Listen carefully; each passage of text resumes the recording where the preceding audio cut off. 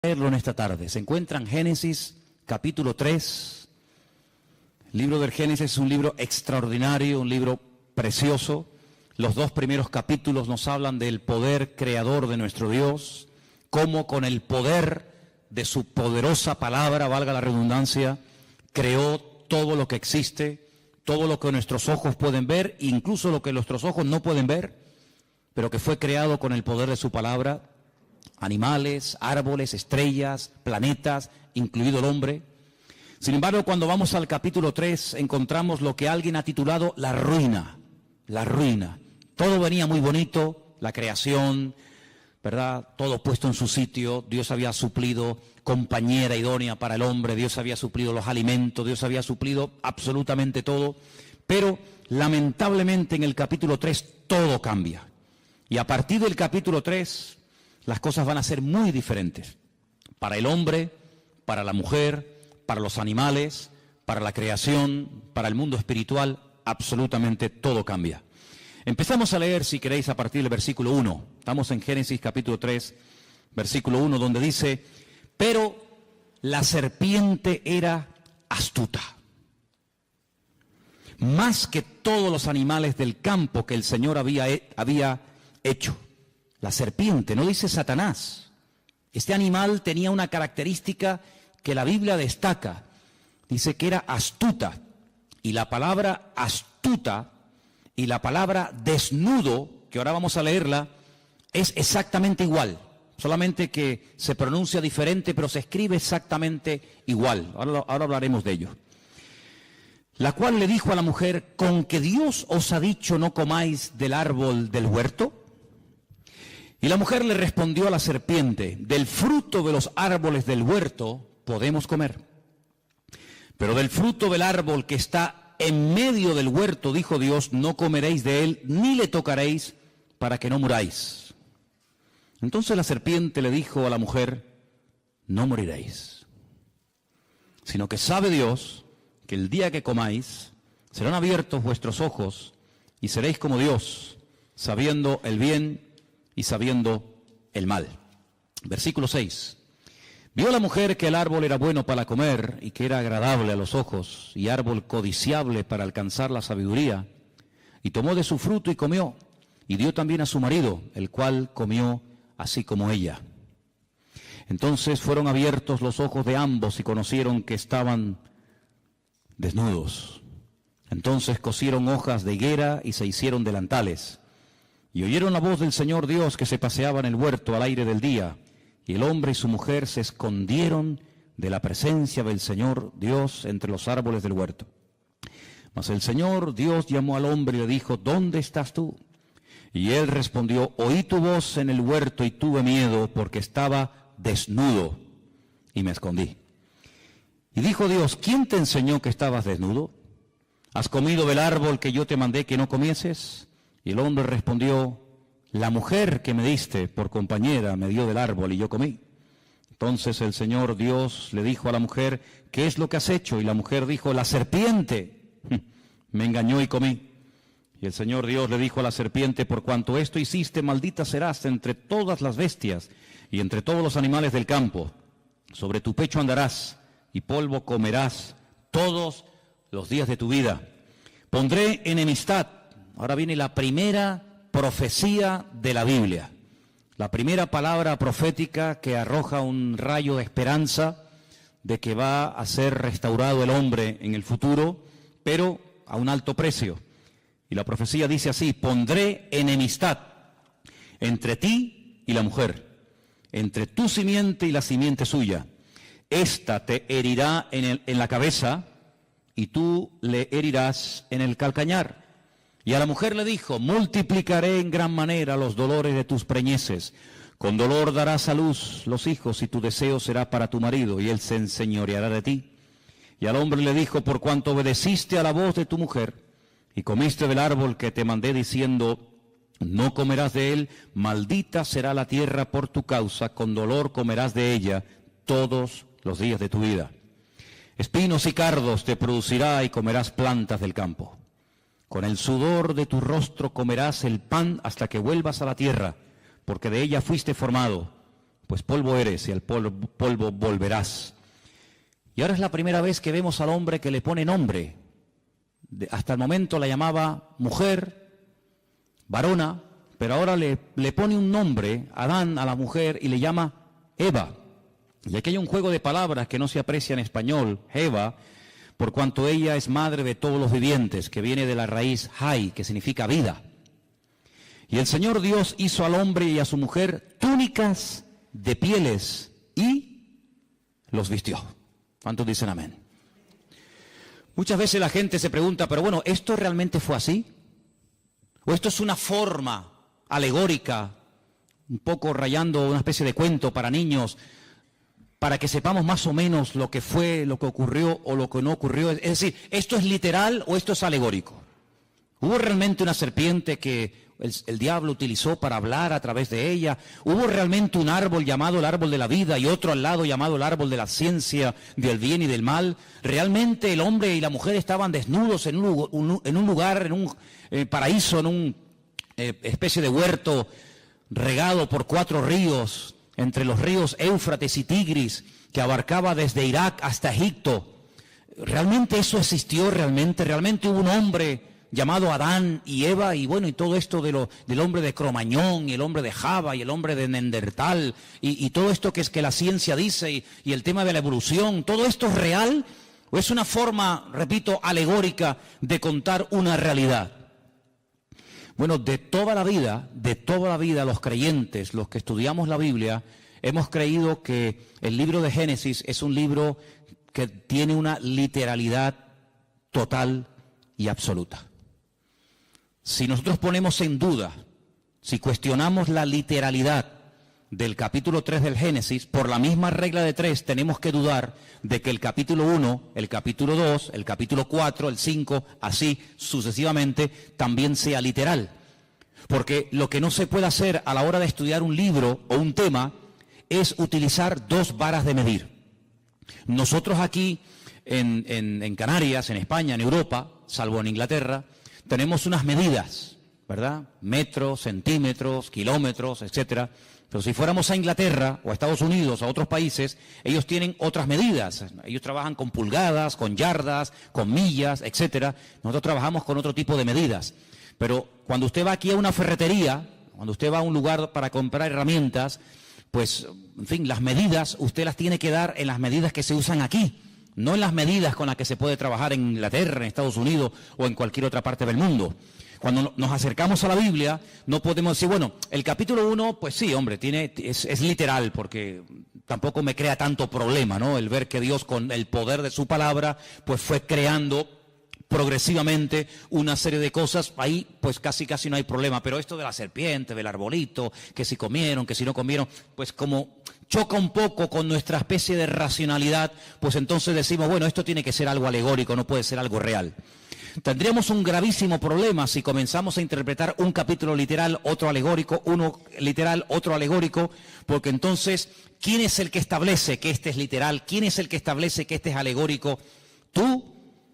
¿El conjunto de los hermanos de la iglesia? ¿Una serie de teólogos? ¿Los pastores? ¿Los maestros de la Biblia? ¿Los traductores? Es muy complicado. La hermenéutica nos obliga, es decir, la ciencia que nos obliga a la correcta interpretación de los textos bíblicos, nos obliga a utilizar una sola vara de medir. No podemos utilizar 2 sistemas de interpretación de un mismo pasaje, porque tendríamos unos problemas terribles. Y bueno, lo que tenemos que aceptar es la literalidad de la Biblia. Eso no significa de que no hay otros libros y de que no hay otras historias y que no haya otros capítulos que no son literales, sino son, digamos, basados en símbolos, en tipos, en antitipos, etcétera, etcétera. Por ejemplo, el famoso libro del Apocalipsis. En el famoso libro del Apocalipsis aparecen ahí una serie de animales, de colores y de cosas que lógicamente ni siquiera existen, pero que a través de esos colores, de esos números, de esos animales que van cambiando de color, el Señor tiene un mensaje que hay que saber interpretarlo. Evidentemente no existe ni ha existido jamás un dragón, ni un caballo que ahora es blanco, mañana negro, pasado amarillo y finalmente rojo. Todo eso tiene una razón de ser, pero es que el libro del Apocalipsis, salvo una parte del principio del libro, que son los mensajes a las iglesias del Apocalipsis, sabemos que el libro del Apocalipsis, un 90 o más del porcentaje del libro es un libro profético, y el lenguaje profético es un lenguaje completamente diferente a un libro como, por ejemplo, el libro de los Hechos, que es un libro histórico. Entonces la historia no es alegórica, la historia es o no fue. Pero realmente hubo un señor llamado Pablo, realmente viajaron a Roma, o Roma significa otra cosa y Pablo significa otra cosa. Sabemos que la historia no es alegórica, es real. Lo profético sí puede tener esa especie de diferente interpretación. Pero el Génesis no es un libro alegórico. No es un libro alegórico. Los únicos, escuchen bien esto, los únicos que interpretan alegóricamente no solamente el capítulo 1 y el 2 y el 3, sino todo el libro del Génesis, los únicos en la historia que lo hicieron, lo hacen y me temo que lo seguirán haciendo, interpretar alegóricamente el libro del Génesis, son los cabalistas. Cuando usted estudia la Cábala, pues en la Cábala todo tiene una explicación, nada es real, nada es literal, sino que hay cosas que tienen que ver con lo femenino, con lo masculino, etcétera, etcétera, pero no vamos a entrar en eso porque, ¿para qué? Por lo tanto, en el libro del Génesis lo que vemos es que Dios en los 2 primeros capítulos, Él crea todo lo necesario e imprescindible para que el hombre esté cómodo y para que al hombre no le falte absolutamente de nada. Le suple los alimentos, le suple su compañera, su esposa, etcétera, etcétera. Pero crea un hombre tan perfecto, tan perfecto. Recuerden que el hombre es una especie de representación, una especie de, no quiero utilizar la palabra clon para que no se me malinterprete, pero dice que fue creado a imagen y semejanza de Dios. Ya explicamos que Selen, Demut, que son las 2 palabras que se utilizan, no es en cuanto a aspecto físico, pero sí es en cuanto a capacidades, en cuanto a dotación. El hombre tiene unas capacidades muy similares a las de Dios. Puede elegir, puede, tomar decisiones, puede razonar, puede recibir órdenes, puede dar órdenes, etcétera, etcétera. Algo muy similar a la naturaleza y a la esencia de Dios, lógicamente con sus limitaciones, ¿verdad?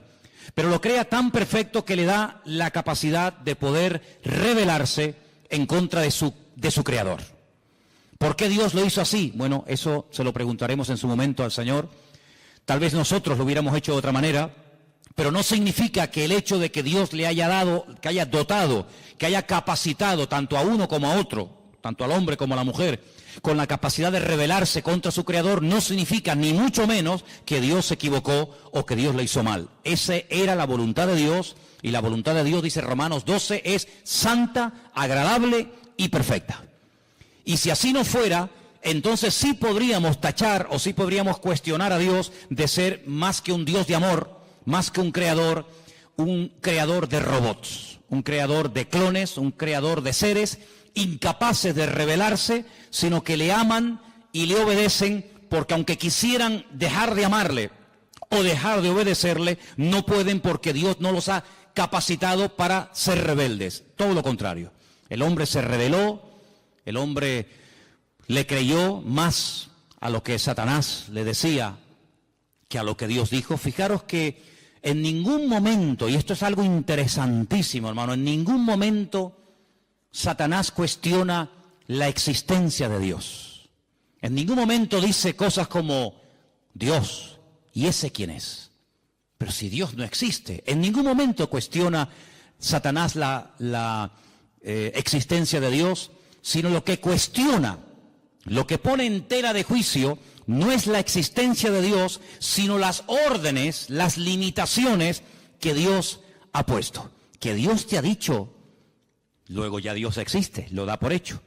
Que Dios te ha dicho que si comes, que si desobedeces la orden que Él te ha dado, morirás. No le creas, no es verdad, no morirás. Lo que pasa es que Dios no te ha dicho toda la verdad, y yo sí te la voy a decir. Fíjate qué tremendo, ¿eh? Es un atentado contra la mismísima esencia de Dios. La esencia de Dios es la verdad. La esencia de Dios es la verdad.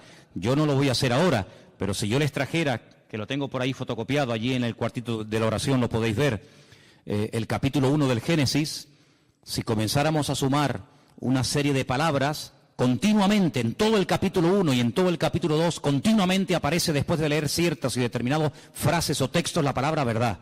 Y lees y verdad. Y es como que el texto lleva la firma de Dios. Es como cuando vimos aquí, ¿os acordáis? Cuando vimos aquí la bendición sacerdotal que estudiamos el domingo, esta bendición diseñada, creada y enseñada por Dios al hombre, lleva la firma de Dios. Saber encontrarla, pero la lleva. Luego, el libro del Génesis, el relato de la creación, lleva la firma de Dios, y la firma de Dios, la esencia de Dios, es la verdad. El mismo Señor Jesucristo, la misma palabra, cuando se encarna, porque esto es un milagro, este es el milagro más grande de todos. El milagro más grande no es que un ciego pueda volver a ver, que es algo tremendo, o que un muerto resucite, o que un leproso sea limpiado. Sí, son milagros tremendos, pero hay algo más grande que eso, y es que la palabra, el verbo, se hace carne.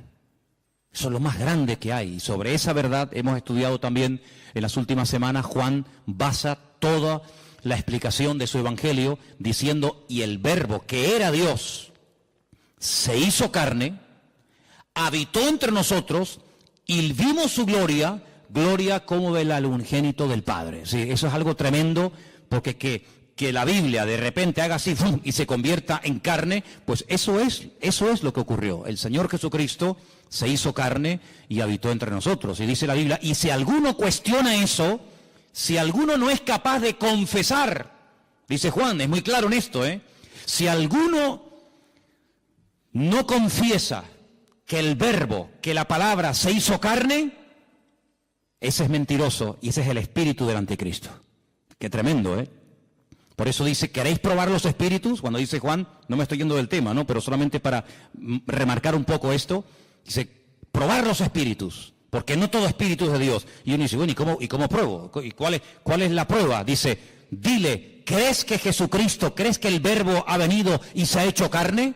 No, yo no creo eso, entonces este no es de Dios. Ahí se prueban los espíritus. Si dice que sí, evidentemente es otra cosa. Pero volviendo al tema, entonces lo que hace Satanás es que siembra la duda. Alguien dijo que la duda es el padre del pecado. En cuanto una persona comience a dudar de que la palabra de Dios es la palabra de Dios, de que Dios existe o no existe, de que hay infierno o no, de que Dios es bueno o no tan bueno, en el momento en el que ese virus, ese veneno llamado duda, entre en tu vida, amigo, como no lo frenes y como no contrarrestes y ataques y neutralices ese veneno, ese virus, con la verdad, porque la verdad es lo que mata la duda, eres hombre muerto. Y eso fue lo que Satanás comenzó a hacer. Él no cuestiona la existencia de Dios, ya lo haría en otros momentos de la historia, No te preocupes que el diablo tiene unas artimañas y tiene un montón de disfraces. En la Edad Media se puso uno, en la época de Adán y Eva se puso otro, y tiene muchos disfraces, y él va cogiendo el que más le conviene. En este momento no le convenía cuestionar la existencia de Dios porque, permítame la expresión, le saldría el tiro por la culata. Porque si alguien en esta vida sabía que había un creador y un Dios todopoderoso, ese era sin lugar a duda Adán y Eva, porque ellos no tuvieron ni padres, ni madres, ni suegros, ni suegras, sino que ellos eran producto de las benditas y poderosas manos de Dios. Por lo tanto, presentarse a ellos cuestionando la existencia de Dios hubiera sido un rotundo fracaso, porque ellos hubieran dicho, ¿cómo? Que Dios no existe, pero si hemos hablado con Él, hablamos todos los días con Él, y Él habla todos los días con nosotros. Nuestros cuerpos Él los creó. Yo me quedé dormido y cuando me desperté me encontré a Eva. El Creador me la entregó, por lo tanto por ahí el diablo iba mal. Pero emplea este arma favorita del diablo y es sembrar dudas. Sembrar la desconfianza en Dios. ¿Será verdad lo que Dios dijo? ¿Será verdad? ¿Funciona esto? ¿No funciona esto? Y entonces todos sabemos que esta persona desobedece, esta persona peca. Y fíjate qué curioso, lo primero que esta gente hace es sentir miedo, sentir vergüenza y esconderse del Creador con el cual antes hablaban y tenían una comunión tremenda. Cuando el Señor busca al hombre en el jardín del Edén y le dice, ¿por qué te escondes? Dice, porque oí tu voz y tuve miedo. ¿Tuviste miedo? ¿Y de dónde viene ese miedo? Luego el miedo es engendrado por el pecado. Si el pecado produce miedo, cuando una persona no tiene una relación íntima y segura con el Señor, tiene temores. Y los temores son tan variados: miedo a la muerte, miedo a ser abandonado, miedo a caer enfermo, miedo a perder el trabajo, miedo a que mi marido se vaya con otra, miedo a no sé qué. Sí, es un abanico terrible. Y eso el hombre comenzó a sentirlo, el hombre comenzó a experimentarlo, y el hombre llegó a tener hasta miedo de su propio Dios, de su propio Creador. Y le dice algo tremendo, le dice: es que también me oculté de ti porque estaba desnudo. Ahora, yo les dije que en el versículo 1, en el versículo 1 de Génesis, 3:1 de Génesis, describe a la serpiente como una criatura astuta. La palabra astuta en hebreo es arum, arum. Y la palabra desnudo en el versículo 10 es la palabra herón. Se escribe exactamente igual, las mismas letras. Claro, si les ponemos las vocales automáticamente varían. Es decir que Satanás lo que hace es que se camufla.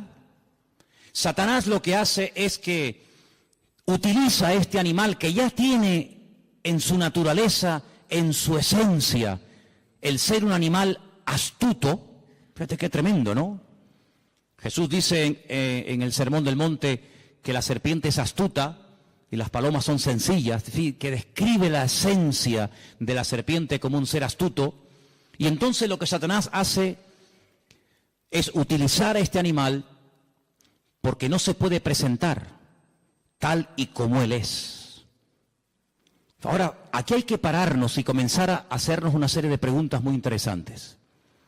Vemos a Satanás en persona, no mandó a un demonio, sino que él en primera persona va y tienta a Eva, pero detrás utilizando a este animal. Y la única vez que lo volvemos a ver a él personalmente tentando a una persona, ya es en el Nuevo Testamento al Señor Jesucristo. Él nunca tentó a nadie personalmente, salvo a Eva en el jardín del Edén y en el desierto de Judea al mismísimo Señor Jesucristo. Con la gran diferencia de que en Génesis capítulo 3 va, digamos, disfrazado, escondido, parapetado dentro de aquel animal, y en el desierto no le va a servir ningún disfraz, sino que va a cara descubierta, porque delante del Señor no hay disfraz, no hay careta que valga, sino que delante del Señor dice que todos estamos desnudos delante de la presencia del Señor. ¿Te das cuenta? Pero el apóstol Pablo, que es un hombre que describe como nadie, el mundo espiritual, porque ahora hablaremos un poco de esto, él dice que Satanás es capaz, en momentos puntuales, si es necesario, disfrazarse, vestirse como si fuera un ángel de luz. Y ha habido casos en la historia, pero tremendos, de personas que dicen que han tenido la visita de ángeles, que les han revelado cosas, y esas cosas las han escrito. Y bueno, y por ahí nació el famoso libro del Mormón, que es el que usan los mormones. Y cuando se le pregunta a los mormones, ¿y de dónde salió el libro del Mormón? Pues ellos te dicen que un ángel llamado Moroni despertó una noche a este joven llamado Joseph Smith y lo llevó a un lugar donde le mostró unas planchas de oro que estaban escritas en un idioma que él no conocía, y este ángel le mostró la interpretación de aquellas planchas de oro y le dio un mensaje que está en el famoso libro del Mormón.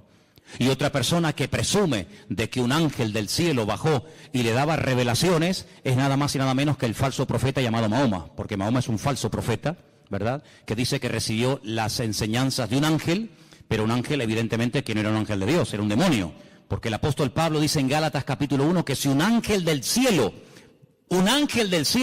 baja y nos predica un evangelio diferente al que hemos oído, no lo creáis, sea anatema, porque no hay otro evangelio que el que está escrito en la palabra de Dios. ¿Cuántos dicen amén?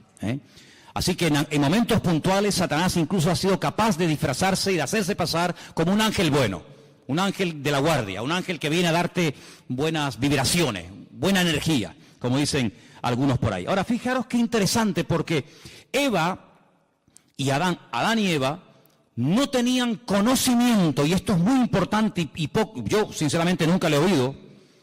Ellos no tenían conocimiento del mundo espiritual. El único conocimiento del mundo espiritual que tenían es que hay un creador que no se puede ver, pero que habla y les oye cuando ellos le hablan a Dios. Pero ellos no tenían ningún conocimiento del mundo espiritual. Pero el mundo espiritual evidentemente ya existía y era real, puesto que cuando uno comienza a leer la Biblia desde el principio, uno se encuentra que el que está hablando es Dios.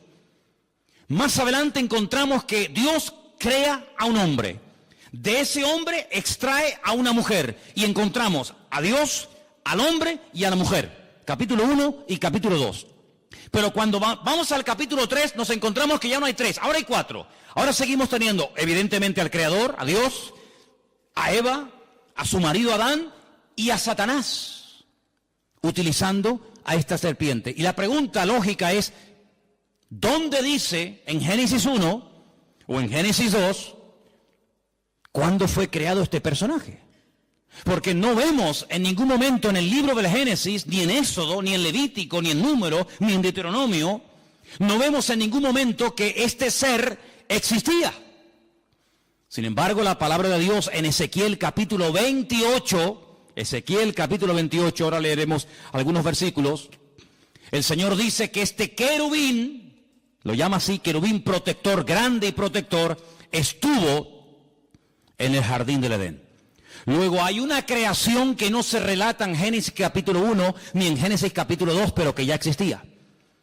Vemos que Satanás ya no es ese querubín protector encargado de la música, de la alabanza y de la adoración, sino que es un ser maligno que lo que pretende es separar al hombre de Dios. Luego ya su naturaleza no es una naturaleza sana, una naturaleza buena, sino que su objetivo es arruinar. Su naturaleza ahora es maligna, perversa. El Señor dijo, es un ladrón. Viene a hurtar, a matar y viene a destruir. Y aquí lo vemos, haciendo su primer intento en la historia de la humanidad, queriendo matar la comunión del hombre con Dios, queriendo separar al hombre de Dios, creando distanciamiento, creando mal ambiente, ¿verdad? Así que vamos a Ezequiel capítulo 28 para que veáis cómo en este libro, que por supuesto, sobra el decir, no existía en los tiempos de Adán y Eva. Adán y Eva nunca leyeron el libro de Ezequiel. En el capítulo 28 se describe la naturaleza de este personaje. Ezequiel 28:12 viene hablando del rey de Tiro, pero en medio del mensaje de Dios al rey de Tiro, mete otro mensaje que complementa lo que viene diciendo y dice lo siguiente: Hijo de hombre, levanta endechas sobre el rey de Tiro. Tiro es una ciudad que está al norte de Israel, no entraba dentro del territorio de Israel, está bien al norte, ¿verdad? Y dile, así ha dicho el Señor, tú eras el sello de la perfección, lleno de sabiduría y acabado de hermosura. Solamente escucha estas 3 características, son impresionantes, ¿eh? De ningún ser en la Biblia el Creador habla en semejantes términos. Los vuelvo a repetir: sello de la perfección, lleno de sabiduría y acabado de hermosura. Cuando Dios da algo no lo quita. Luego, aunque este ser fue arrojado de la presencia del Señor, su sabiduría, su hermosura y sus cualidades recibidas de parte de Dios, se las llevó con él. Pero ahora dice algo tremendo. En Edén, ¿cómo sabemos que ya no está hablando del rey de Tiro? Bueno, por sentido común. En Edén no estuvo nunca el rey de Tiro. El rey de la ciudad de Tiro nunca estuvo en Edén. Luego ya no está hablando del rey de Tiro, sino ahora dice, en Edén, en el huerto de Dios estuviste. Ay, amigo. De toda piedra preciosa era tu vestidura. Yo les voy a pedir un favor a partir de ahora. Cuenten las piedras preciosas que yo voy a comenzar a leer a partir de ahora, por favor. Cuéntenlas, ¿sí? En Edén, en el huerto de Dios estuviste. De toda piedra preciosa era tu vestidura. Empiezo. De cornerina, topacio, jaspe, crisólito, berilo, iónice, zafiro, carbunclo, esmeralda. Y luego el oro es otra cosa, ¿no? No es una piedra preciosa. Los primores de tus tamboriles y flautas estuvieron preparados para ti en el día de tu creación. Luego es un ser creado, no es un ser eterno. En el día de tu creación. Ese día de la creación no fue Génesis capítulo 1, porque allí no vemos cómo el Señor creó a este personaje, pero evidentemente hay otro momento no relatado, no narrado en Génesis capítulo 1, donde evidentemente Dios tuvo que crearlo, porque Dios dice que este personaje al cual llama en el versículo 14, querubín grande y protector, hubo un día en el que fue creado por el Señor. Lo llama querubín grande, protector. Yo te puse en el santo monte de Dios. Allí estuviste, en medio de las piedras de fuego te paseabas. Pero esto no lo encontramos en Génesis 1. En el jardín del Edén no dice que era el monte de Dios.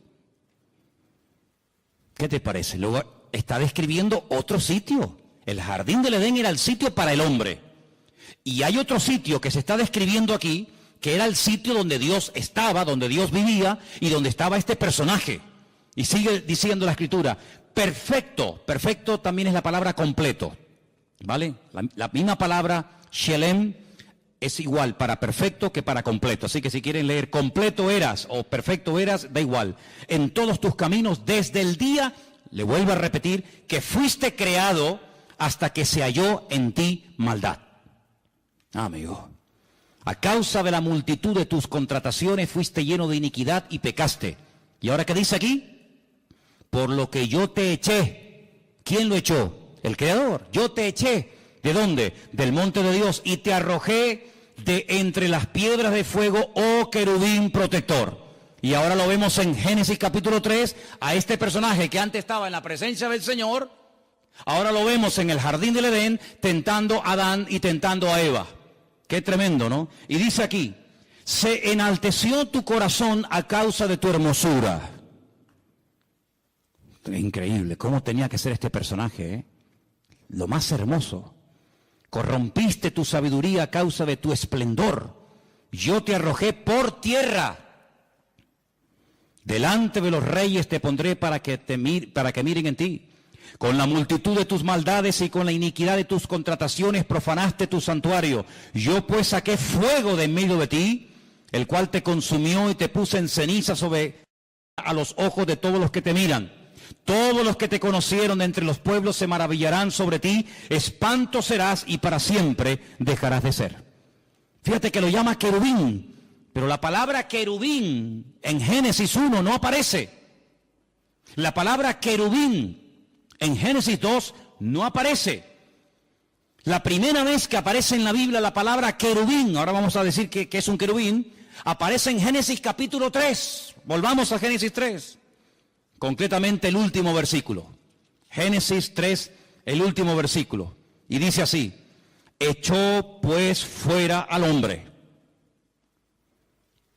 y puso al oriente del huerto del Edén querubines y una espada encendida que se revolvía por todos lados para guardar el camino del árbol de la vida. Luego, si Adán y Eva nunca habían oído en su vida la palabra querubines, cuando se presenta este personaje utilizando a esta serpiente astuta, ella no tiene ningún conocimiento del mundo espiritual. Ella no sabe lo que es un querubín, ella no sabe lo que es un serafín, ella no sabe quién es Satanás, ellos no saben nada.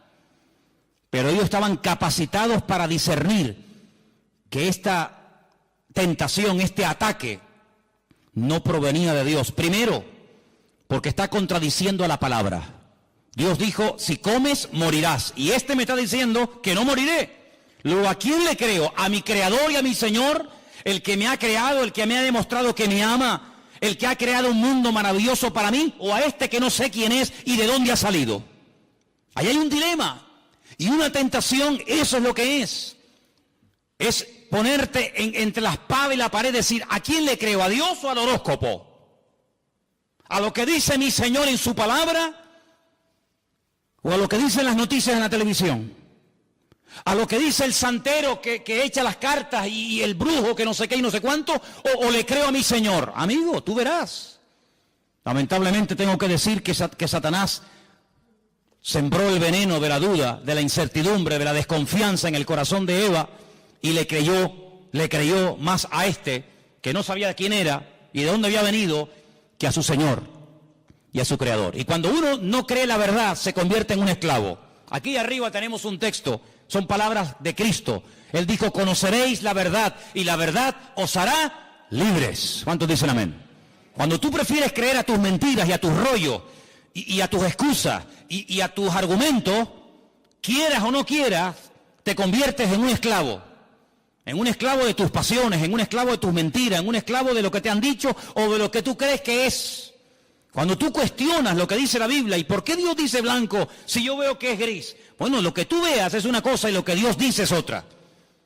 Y tú te puedes equivocar porque dice la Biblia que el ser humano es un ser ahora, y fíjate tú, imperfecto, lleno de debilidades, lleno de imperfecciones. Pero nuestro Dios es un Dios perfecto y nunca, jamás saldrá una mentira de la boca de Dios. ¿Cuántos dicen amén? Dios es un Dios de verdad. La esencia de Dios es la verdad. Dios no puede mentir.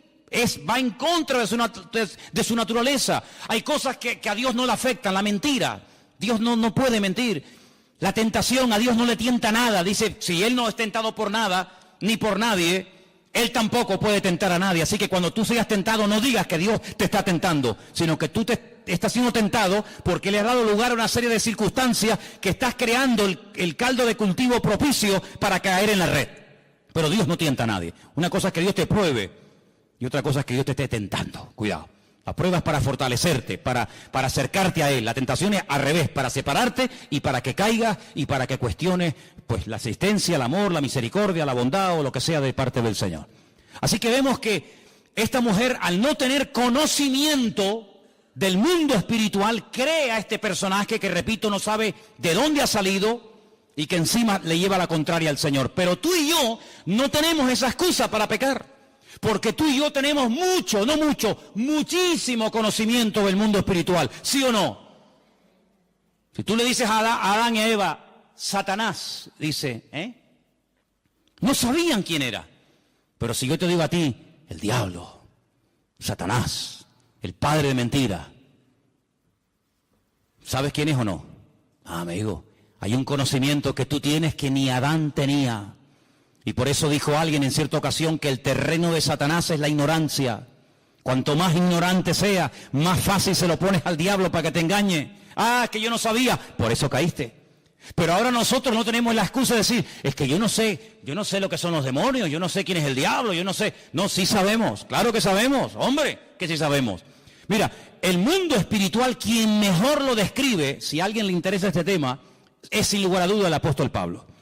Hay un capítulo, no lo vamos a leer ahora, pero para los que toman nota y les gusta leer después en casa, es el capítulo 6 del libro de Efesios, la carta de Pablo a los Efesios. Pablo describe allí el mundo espiritual de una forma increíble, la jerarquía del mundo espiritual como Pablo no la describe nadie. Él dice que hay, mira, principados, potestades, gobernadores de las huestes de las tinieblas, huestes espirituales de maldad en las regiones celestes.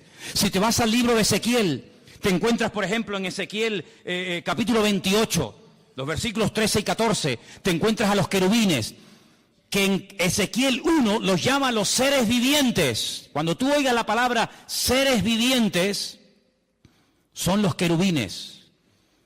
Qué curioso que cuando dice la Biblia que el Señor mandó a construir el tabernáculo con todo el mobiliario, ¿se acuerdan? Con la menorá, con la mesa de los panes, con el altar del incienso, el altar del sacrificio, con el arca de la alianza. Dice que dijo, encima del arca, en la tapa, quiero que construyas 2 querubines, porque son los que van a proteger la presencia del Señor. Que puso el Señor en el huerto del Edén para que no dieran marcha atrás y alargaran la mano y comieran del árbol de la vida que producía la vida eterna, querubines, protectores. Luego los querubines tienen, entre comillas, la función de proteger, de cuidar, de rodear el trono del Señor. Digamos que serían, entre comillas, para que nos entendamos, su especie de guardaespaldas, para que nos entendamos. Los serafines, que son otros seres angelicales que están en la Biblia, quien mejor lo describe es Isaías, capítulo 6. Cuando él es llamado, dice, cuando el Señor me llamó, yo vi la gloria del Señor. Y vi serafines que tenían 6 alas, con 2 volaban, con 2 tapaban su rostro y con 2 tapaban sus pies y decían continuamente, santo, santo, santo es el Señor, toda la tierra está llena de la gloria del Señor. Entonces te das cuenta que en la Biblia hay serafines, querubines, ángeles. ¿Quién se le presentó a María cuando le dijo, escucha mujer, bendita eres tú entre todas las mujeres? A partir de ahora te llamarán bienaventurada, porque llevarás en tus entrañas, llevarás en tu vientre, nada más y nada menos que al bendito Hijo de Dios. Un arcángel. ¿Quién? Gabriel. Luego dice, hay serafines, hay querubines, hay un arcángel que se llama Gabriel. Luego te vas al libro de Daniel y te encuentras que hay otro arcángel tremendamente poderoso que se llama el arcángel Miguel. El gran príncipe, dice Daniel 12, que está de parte de los hijos de tu pueblo. Te das cuenta que describe un mundo espiritual tremendo. Es decir, no lo podemos ver con nuestros ojos, pero eso no significa de que no existan. Hay gente que dice en su ignorancia, yo si no veo no creo. Pues por esa misma regla de tres, usted no cree en Júpiter, ni en Plutón, ni en Marte, ni en montones de cosas que existen, simplemente por el argumento ridículo y absurdo de que usted no lo ve. Bueno, hay millones de cosas que nuestros ojos no ven, pero sin embargo, ¿usted ha visto alguna vez algún átomo? ¿Ha visto alguna molécula? ¿Ha visto los protones y los neutrones? ¿Ha visto alguna vez eso? No, pero existen y están aquí ahora mismo. Y en este momento aquí dentro hay miles de voces de radio de onda, ¿verdad? Radio de frecuencias que están aquí, las ondas, ahora no se oyen, no se pueden ver, porque no tenemos un receptor, pero si pusiéramos una radio y la encendemos, automáticamente oímos que la radio está hablando. No, la radio no está hablando, la radio está reproduciendo por ese famoso invento de Marconi, el italiano, ¿no? Que fue capaz de captar esas ondas y ponerlas en un receptor, y uno puede hablar, oír en italiano, en japonés, en árabe, en chino, en lo que sea, una persona que está a miles de kilómetros de Tenerife, pero lo oímos hablar aquí, o ver un partido de fútbol que se está llevando a cabo en África, o sabe Dios dónde. Pero todo eso existe, no lo podemos ver, pero cuando tenemos los aparatos para poder ver esas imágenes, para poder escuchar esos sonidos, pues automáticamente ahí lo tenemos, y todos en casa sabemos pues lo que estoy diciendo por la radio y por la televisión. Entonces, pero Adán y Eva en aquel momento, vamos a decir, entre comillas, que eran ignorantes del mundo espiritual. Ellos no sabían realmente lo que significaba todo eso, pero uno tiene que tener discernimiento, hermano. Cuando algo venga a su mente, cuando algo venga a su vida, que no está escrito en la palabra de Dios, descártelo, no lo crea, porque la palabra de Dios no se puede manipular, no hay que añadirle, no hay que ponerle. Si la palabra de Dios dice, eso no se puede hacer, no le quiere dar las vueltas, decir sí, pero no hay pero que valga. El Señor cuando dice una cosa lo dice para nuestro bien. Y cuando el Señor dice, el día que ustedes coman de este árbol, ustedes van a morir, aunque ustedes no entiendan el concepto morir, pues claro, Adán y Eva decían morir, ¿y eso qué es? ¿Qué es morir? ¿Tú sabes lo que es morir? No. ¿Y tú? Yo tampoco. Pero Dios dijo que si comemos morimos. Pero es que yo no sé lo que es la muerte, yo nunca he visto ni siquiera un perro muerto en una carretera, yo no he enterrado a un hijo, yo no sé lo que es el concepto muerte. Para ellos era un concepto abstracto, no lo entendían, pero el que no lo entiendas no significa que no estemos obligados a obedecer la palabra de Dios. ¿Cuántos dicen amén? Ahora nosotros con más motivo no tenemos ninguna excusa. ¿Por qué? Porque sabemos lo que es la muerte. Sabemos lo que es la tristeza, el desánimo, la depresión, la desgracia, los follones, los líos. ¿Por qué? Porque lo hemos visto en otras personas. Tenemos millones de puntos de referencia, incluso en nosotros mismos. Sabemos las consecuencias terribles de hacer algo malo, pero en aquellos momentos ellos no tenían eso, pero tenían algo muy importante. Y es que ellos tenían que haberse dado cuenta de que este ser, que no sabían de dónde había venido, estaba contradiciendo la palabra del Señor. Porque uno de los juegos favoritos del diablo es llevarle la contraria a Dios. ¿Qué dijo Dios el día que se bautizó su hijo en el río Jordán? Este es mi hijo amado, en el cual tengo toda complacencia, en el cual deposito toda mi confianza. ¿Quién dijo eso? Dios. La voz de Dios se oyó. Se va al desierto. ¿Y quién viene a tentarlo? Este personaje terrible, Satanás, y le dice, si eres el Hijo de Dios, di a estas piedras que se conviertan en pan. Yo no tengo que convertir las piedras en pan para demostrarte a ti, o a mí, o a alguien que soy el Hijo de Dios. Yo sé que soy el Hijo de Dios. ¿Y cómo lo sé? Porque mi Dios, mi Padre, me lo acaba de decir el día que me bauticé en el río Jordán. Este es mi Hijo amado. Por lo tanto, yo le creo a mi Dios, yo le creo a mi Padre, yo creo en lo que Él me ha dicho.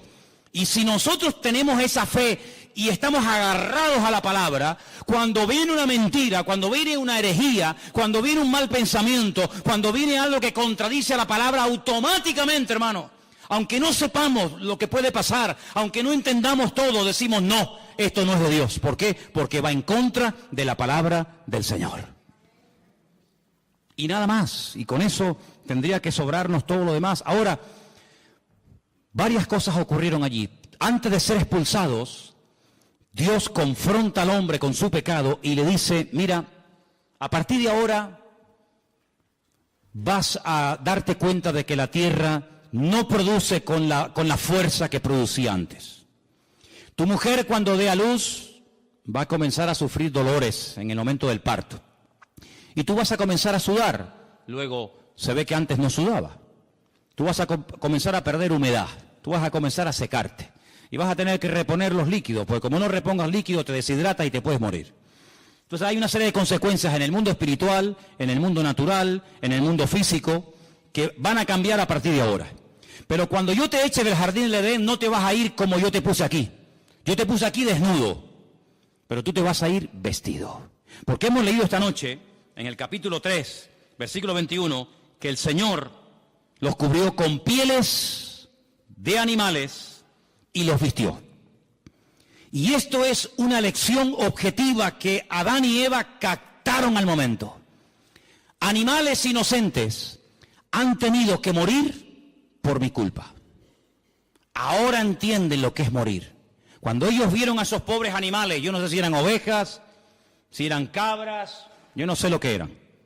Pero la Biblia nos enseña que el Señor tomó pieles de animales, cubrió a este hombre y a esta mujer, y ellos vieron lo que significa, ellos entendieron el concepto morir. Es decir, que ahora estas ropas que me van a cubrir, me van a recordar a donde quiera que vaya, que yo tengo que vestirme porque me he convertido en un ser pecador. Y por eso dije al principio que cada vez que te pones una camisa, un pantalón, una falda o una chaqueta, por muy cara, por muy bonita, por muy moderna que sea, todo eso nos recuerda constantemente que somos pecadores, seres caídos, pero que por la misericordia y por la gracia de Dios podemos alabar a nuestro Dios. ¿Cuántos dicen amén? Así que la ropa no es ninguna bendición. Hay gente que se mata por tener la ropa de última moda y por tener marcas de no sé qué, y hay todo un negocio, hay todo un consumismo alrededor de esta historia de la moda, ¿verdad? Pero no se olviden de que todo eso viene como consecuencia del pecado. Y no solamente han tenido que morir animales inocentes para poder vestirlos a ustedes, sino que a partir de ahora la relación entre ustedes y yo va a ser diferente. Antes no había intermediario. El Señor venía, hablaba con ellos, ellos hablaban con el Señor, no había ningún problema. A partir de ahora no. A partir de ahora, cada vez que ustedes quieran acercarse a mí y quieran tener comunión conmigo, tienen que acercarse con sacrificios de animales. Y uno dice, ¿y por qué sacrificios de animales? Amigo, porque cuando el Señor les vistió a ustedes, animales inocentes tuvieron que morir para cubrir vuestra desnudez. Sangre de animales inocentes se tuvo que derramar para cubrirles a ustedes, y cada vez que ustedes quieran acercarse delante de Dios y sacrifiquen un animal sobre un altar de piedra,